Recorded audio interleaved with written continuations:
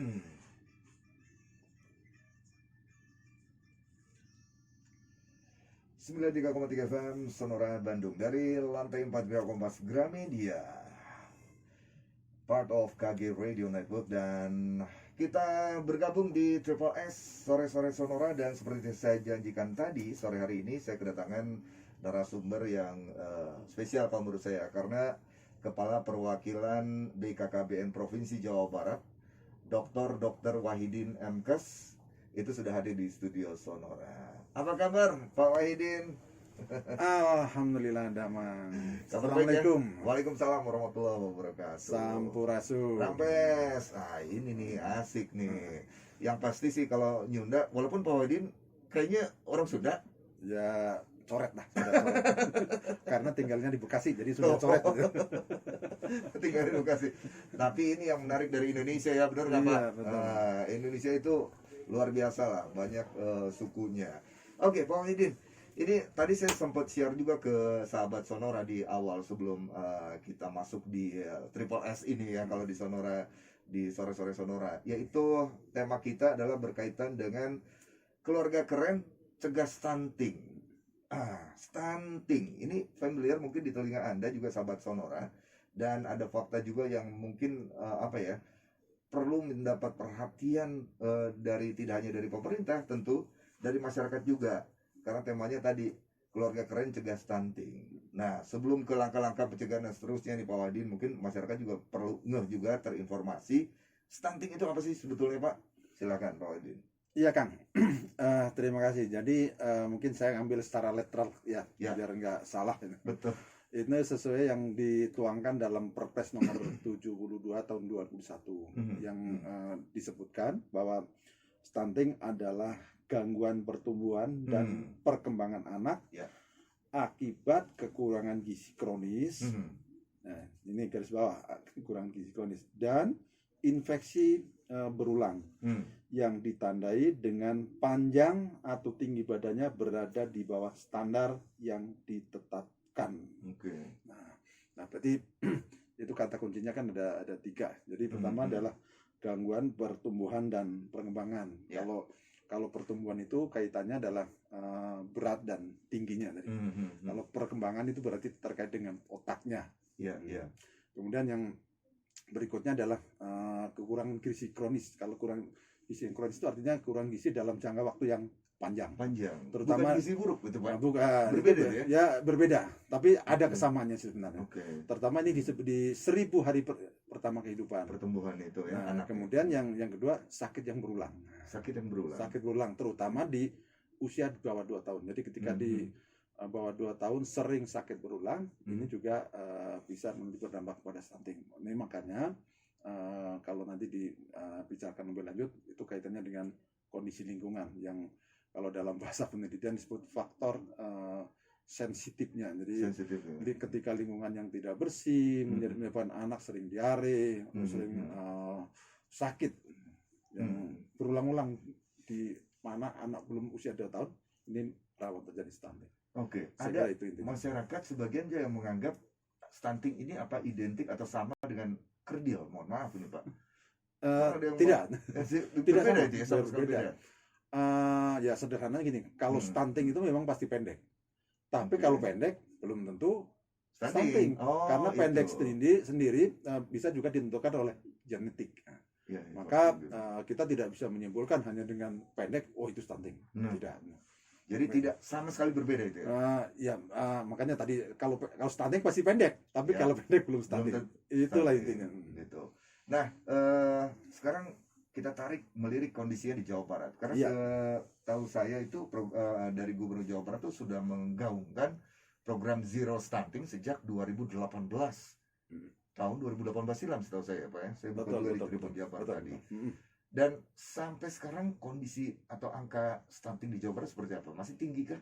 Ya, kalau ini betul ya, khusus Jawa Barat sebenarnya dari si kebijakan atau visi kepemimpinan sudah selangkah lebih maju. Artinya di 2018 ketika ya mohon maaf secara nasional stunting belum begitu gencar, Jawa Barat sebenarnya sudah mengambil langkah dengan inisiasi zero new stunting. Jadi zero new stunting bukan berarti stunting 0, tapi tidak ada stunting baru intinya. Oh. Harapannya yang baru nggak ada. Maka sebenarnya cocok kebijakan yang dilakukan oleh BKKBN dengan Pak Gubernur Jawa Barat menjadi sejalan, karena memang kalau zero stunting, tidak ada stunting baru, berarti kita harus main dari ulunya, bukan di hilirnya, karena artinya di pencegahan supaya tidak lahir stunting. Karena selama ini memang kebijakan banyak dilakukan menangani yang lahir stunting. Jadi ketika lahir stunting baru tangani. Ini yang seperti pemadam kebakaran ya. Iya, udah kejadian ini. Dan kalau itu dilakukan ya gali lubang tutup lubang, karena bisa jadi nanti yang lahir stunting lagi. Nah, kalau boleh mengambil angkanya, di Jawa Barat ketika tahun 2018 itu angkanya 31,1%. 31,1%. 2018. Kemudian di 2019 bisa kita turunkan 26,2.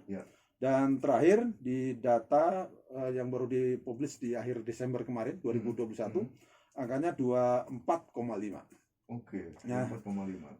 Yang di 2019 ke 2021 turun ya, walaupun agak sedikit cenderung lambat.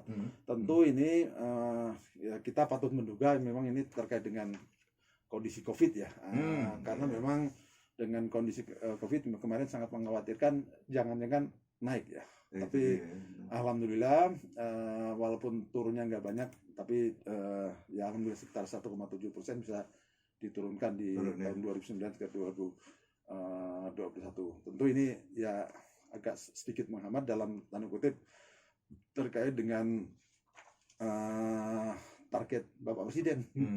Betul. Ya, Bapak Presiden sendiri kan mentargetkan di 2024 itu paling tinggi 14%. Nah, kalau Badan Kesehatan Dunia atau WHO memang mereka meminta di suatu negara jangan melebihi 20%. Jangan melebihi 20% ya. Ya, harapan kita sih bisa mencapai target Bapak Presiden ya 14. Tapi kalaupun misalnya gagal 14%, paling tidak harapan WHO lah bisa tidak sampai 20%. Artinya kalau 20% kan dua di antara 10 ya, satu di antara 5 ya. Oke. Jadi penanganan sekarang memang lebih ke pencegahan ya. Betul. Barangkali itu yang memang difokuskan di arah situ. Jadi ada penanganan periode apa disebutnya hulu. Ya betul, hulu. Jadi kita nyebutnya di periode hulu karena ya sederhananya pabriknya lah. Iya, pabrik stunting itu siapa? Kan ibu melahirkan. Nah, ini nanti kita kupas dari mana ini asal muasalnya stunting ini, dan itu terkait juga dengan tadi ya, langkah pencegahannya bisa mulai dari mana. Iya, gitu ya. betul. Kita akan kupas nih Pak ya. Tapi sejenak saya lirik ke SMS, ada yang bertanya nih Pak, saya bacakan, mohon izin ya, bacakan dulu barangkali. Ini dari Pak Tony Cibiru. Kasus stunting itu apakah banyak terjadi di kalangan keluarga miskin? Kemudian daerah mana saja kira-kira di Jawa Barat yang angka stuntingnya masih tinggi? Oke, jawabnya nanti Pak. Siap. Kita break dulu. 1 menit saja kita break, dan sahabat-saudara terima kasih Pak Tony ya, nanti jawab setelah yang berikut ini ya.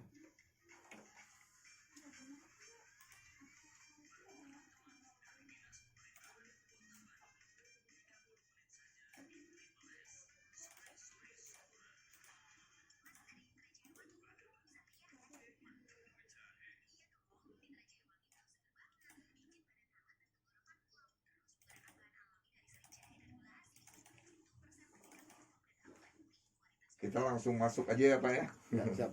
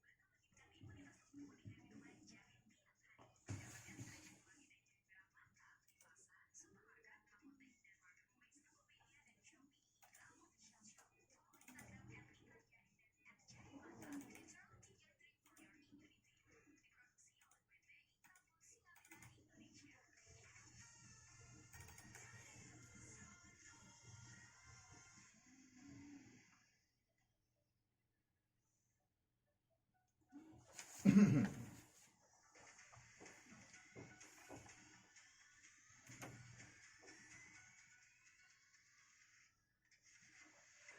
kita masih di Triple S Sore-sore Sonora. Masih di 93,3 FM Sonora Bandung, part of Kompas Gramedia Radio Network ya. Dan saya Hakim masih temani Anda tentu bersama Kepala Perwakilan BKKBN Jawa Barat, Dr. Wahidin MKes ya. Seputar keluarga keren cegah stunting. Nah, baik, kita lanjut lagi ya Pak Wahidin ya. Ini siap. langsung saja barangkali Pak ini menanggapi atau pertanyaan tadi yang muncul dari Pak Tony Cibiru ya. Ini terkait juga dengan apakah angka stunting ini banyak terjadi di kalangan keluarga miskin. Kemudian daerah mana saja di Jawa Barat yang masih tinggi angka stuntingnya? Silakan. Ya, ini saya kira yang perlu diluruskan ya. Dari data yang dikumpulkan ternyata stunting itu bukan dimonopoli orang miskin. Nah, jadi bahkan di data yang terakhir dipublish itu di kota juga cukup tinggi karena memang stunting itu bukan hanya terkait dengan gizi, tapi banyak juga terkait dengan pola asuh ya, pola asuh dan pola konsumsi. Jadi kalau katakanlah ekonominya kaya pun, kalau pola konsumsinya nggak pas, ya bisa menjadi stunting. Artinya ada gaya hidup, lifestyle juga, pola hidup sehat yang tidak tercapai itu bisa pemicu juga ya. Karena kan kalau misalnya kita mulai dari survei remaja, jadi data yang remaja di Jawa Barat itu remaja itu 3 dari 10 itu anemi. 3 dari 10 anemi. Padahal anemi itu khususnya kalau remaja putri dalam kondisi anemi kemudian dia nikah hamil, maka kalau melahirkan sangat berpeluang anaknya stunting. Nanti boleh cerita program dari hulu kita ya harus memastikan ketika remaja putri mau menikah jangan anemi. Nah, anemi ini juga salah satu yang sering terjadi pada kelompok remaja, diet yang tidak mengikuti ketentuan yang benar.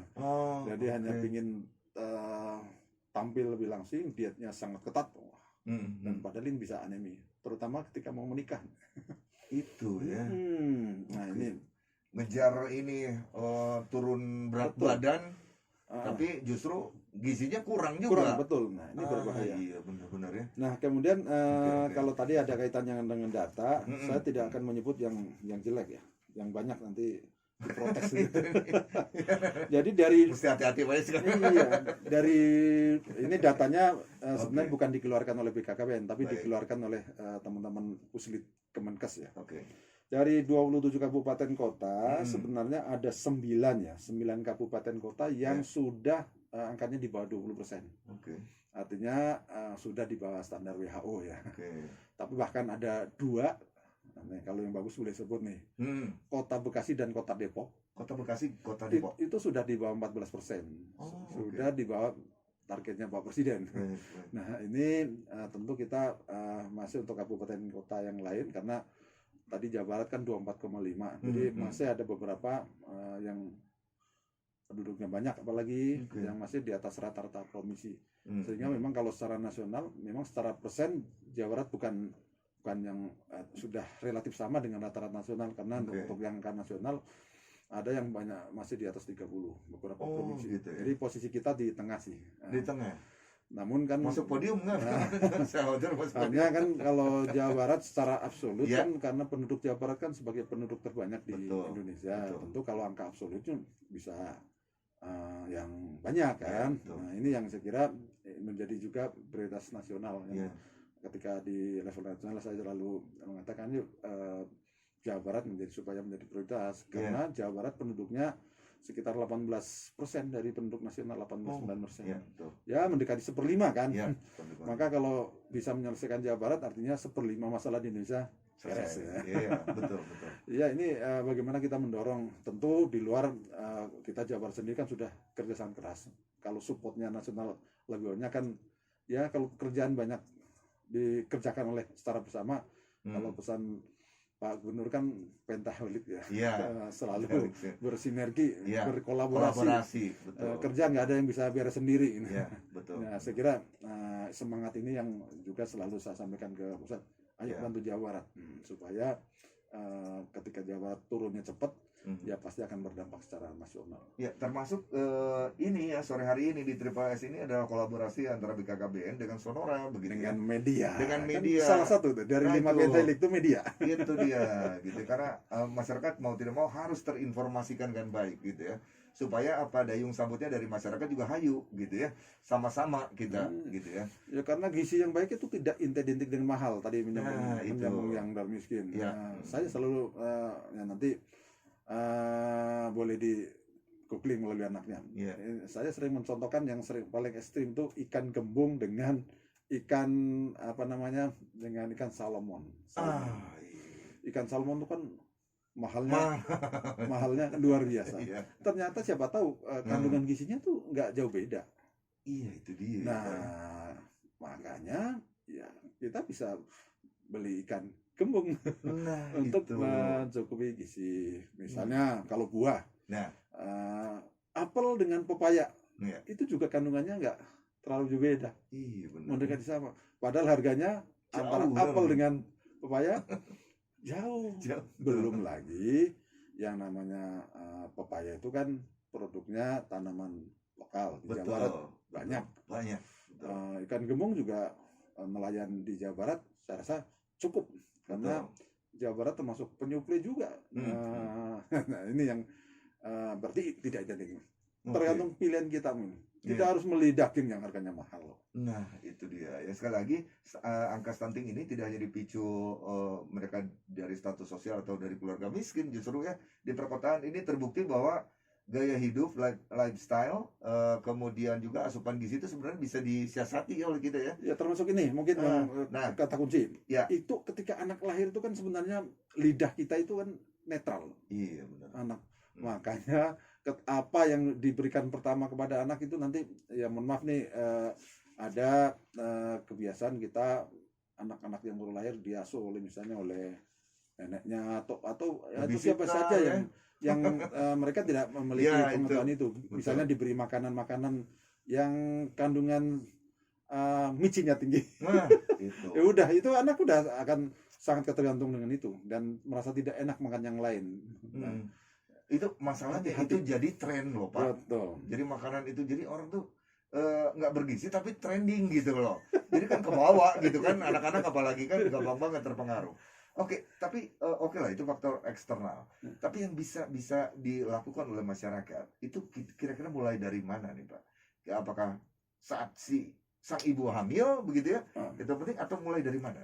Jadi yang dilakukan oleh BKKBN tadi start dari hulu. Ya. Hulu adalah pabriknya adalah perempuan. Ya. Perempuan yang hamil. Tentu remaja. Makanya saat ini BKKBN punya program yang ada bentuk namanya tim pendamping keluarga yang terdiri dari bidan, kader PKK dan kader AB. Mereka akan mendampingi mulai dari 3 bulan sebelum menikah. Jadi ketika orang mau menikah nanti diminta screening dulu untuk menimbang berat badannya, tingginya, lingkar lengan atas, dan diukur cecek HB-nya. Karena HB ini mengkondisikan perempuan itu anemi atau tidak. Ketika anemi, maka dalam 3 bulan itu masih ada kesempatan untuk memperbaiki. Secara teori 3 bulan dilakukan, kalau dilakukan dengan baik, insya Allah akan normal kembali. Ya biasanya diminta konsumsi asam folat, zat besi. Nah maka ketika 3 bulan nanti sudah tidak anemi, diharapkan pernikahan baru terjadi. Jadi kalau kita sudah ada niat nikah, ya paling tidak dari sebelumnya harus cek. Kalau misalnya perempuan anemi, yuk perbaiki dulu aneminya. Karena kalau dipaksa hamil dalam kondisi anemi, sangat dimungkinkan bayinya lahir stunting. Maka ini dari awal. Jadi ini yang namanya dari hulu, dari mencegah. Dari hulu. Oke. Sementara itu kalau dari hilir, nah ini tetap kan dilakukan juga, Pak. Oh ya. Nah hilir ini kan jangan sampai kemudian pas sudah lahir sehat, ya katakan lahirnya nggak stunting. Tapi kan masih ada jeda waktu 2 tahun sampai 5 tahun. Kalau tidak diberikan dengan pola asuh yang baik, ini bisa juga nanti akhirnya lahirnya sehat, tapi dalam kurun 2 tahun berikutnya kemudian stunting. Maka ini hilirnya lebih ke pola asuhnya dipastikan dan memberi asupan gizi yang cukup lah kepada terutama di anak bawah 2 tahun. Karena yang disebut 1000 hari pertama kehidupan adalah ketika mulai ketemu sel telur dan sperma sampai dengan anak umur 2 tahun. Umur 2 Inilah tahun. adalah periode emasnya yang mana asupan gizi sangat berhubungan langsung dengan kecerdasan. Oke, ini yang menarik ya, karena di perkotaan katakanlah di Pak Wahidin ya, suami dan istri rata-rata biasanya dua-duanya bekerja. Betul. Ini kan jadi masalah tersendiri loh. Kalau nggak kerja ya nggak dapat duit gitu. Betul. Kira-kira punya tips untuk keluarga yang demikian, Pak Wahidin? Ya, tentu yang pertama kita tidak bisa menafikan ya bahwa Ya, ini betul. memang ya kadang-kadang ya kebutuhan memang menuntut dua-duanya kerja, di samping juga bahwa kesetaraan itu. Betul. Tetapi yang pasti dan diharuskan adalah kita itu harus memastikan siapa yang masuk anak kita harus diberikan informasi atau edukasi tentang itu. Jadi kita cara mendidik anak walaupun diasuh oleh orang lain adalah sama yang seperti kita lakukan. Iya. Nah, kemudian yang berikutnya, kalau ASI eksklusif itu wajib hukumnya ya. Saat ini kan teknologinya sudah cukup banyak, dengan di kantor juga ASI-nya bisa dikumpulkan ya. Pokoknya bahkan, itu udah ada teknologinya. Memastikan tuh 6 bulan berjalan dengan baik, tapi setelah 6 bulan itu harus pastikan berikan. Karena misalnya ya ini pengalaman lah, misalnya di sekitar saya, misalnya kalau anak diasuh neneknya, yang penting anak gak nangis gitu kan. Apa yang diminta dikasih, beli ke tetangga sebelah ya, beli makanan-makanan yang ada di warung-warung itu yang makanan banyak zat mecinnya itu, ya udah diem, memang anak diem. Tapi kalau itu diberikan secara berulang dalam jangka panjang, pasti sangat tidak baik lagi isinya. Saya kira intinya sih seperti itu. Nah, untuk sahabat kita semua, googling lah sekarang ini, ilmunya sudah bisa diperoleh dengan gampang, tinggal kita mau atau tidak. Iya, mau atau tidak, betul ya. Nah, artinya ketika anak dititip dengan siapapun, pastikan yang mendrive itu adalah kita sebagai ibunya atau sebagai bapaknya.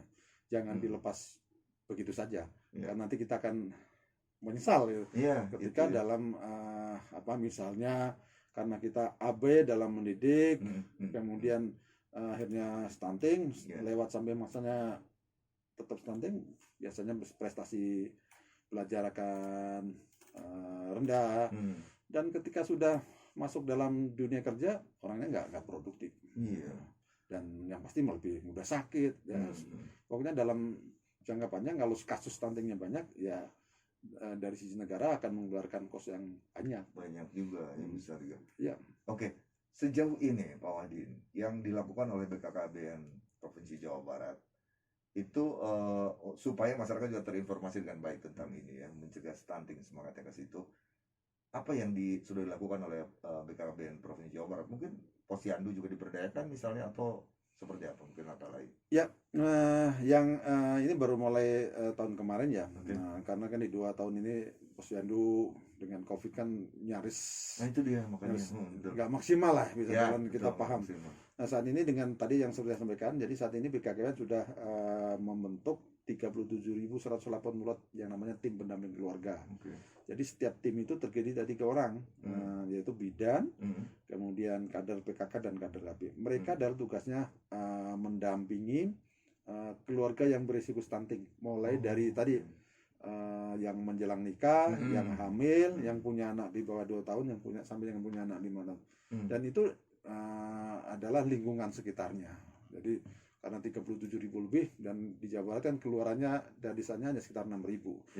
Jadi ada sekitar 4-5 satu desa tim, dan ini disebar. Jadi bisa kedeteksi lebih awal, dan mereka kita latih juga oleh BKK. Mereka dilatih, dan untuk hal yang memang bisa dilakukan pelayanan kewenangan oleh bidan bisa langsung diberikan pelayanan bidan. Tapi kalau yang tidak bisa, nanti dirujuk. BKKBN punya aplikasi namanya LCMIL, jadi elektronik siap nikah siap hamil. Jadi kepada mereka nanti datanya masuk dalam LCMIL. Jadi ketika mau nikah ada choice-nya, ada screeningnya. Oh, ini ternyata belum siap nikah. Apa yang menyebabkan belum siap nikah? Oh, ternyata anemi. Oh, aneminya dulu tanggulangi. Atau kalau misalnya nikahnya sudah nggak bisa ditunda, ya jangan hamil dulu, karena masih anemi. Sambil aneminya diperbaiki, jangan hamil dulu. Bagaimana caranya? Menggunakan kontrasepsi. Iya. Kemudian ketika Pasangannya juga harus ngerti juga. oh ya harus Kan ngerti. nyelonong terus gitu. Iya. Dua-duanya penting, termasuk Iya, betul. ya apa untuk menciptakan generasi yang Iya, hebat kan betul. peran suami juga penting. Iya, itu dia ya. Ya, apalagi Indonesia sudah menargetkan Indonesia Emas 2045. Ya 100 tahun Indonesia merdeka. Semoga ya Pak ya tercapai. Ya sekitar 23 tahun lagi ya. Ya, betul. Jadi sederhananya kalau misalnya anak-anak yang dilahirkan sekarang dalam kondisi optimal, Ya. tidak stunting, itu di 2045 kan anak itu umur 20 sampai Ya, 23 betul. tahun. Sedang Itu, ya remaja kuat-kuatnya. Bayangkan Produktif ya. ketika anak semua di umur itu dalam kondisi baik, ya termasuk indikatornya di olahraga. Ya, itu dia betul ya. Ya sederhananya saya sering mencontohkan bangsa kita penduduknya nomor 4 di dunia. Ya. Tapi misalnya prestasi olahraga, ya sepak bola lah misalnya. Betul. Nah, karena di Jawa Barat mah hobinya sepak bola. Iya. Benar, Pak. Rasanya Indonesia belum bisa masuk 100 besar. Saat ini iya. rankingnya masih 160 kalau nggak salah. Iya, benar. Padahal penduduknya nomor 4. Itu ya. Nah, itu salah satunya kan main bola itu juga butuh fisik yang kuat, Iya, juga benar. butuh kecerdasan supaya sambil lari bisa mikir gitu kan. Iya benar-benar ya. Masa kita kalah sama Korea, Thailand ya Pak ya? Iya, kalau dengan Aduh. Korea kan konon merdekanya Iya. cuma selisih sehari dengan Selisih Indonesia. sehari, benar-benar. Tapi sekarang kita ya cukup tertinggal. Ya bukan kita apa ya kemudian down dengan tertinggal, Iya. tapi untuk memotivasi lah. Itu dia.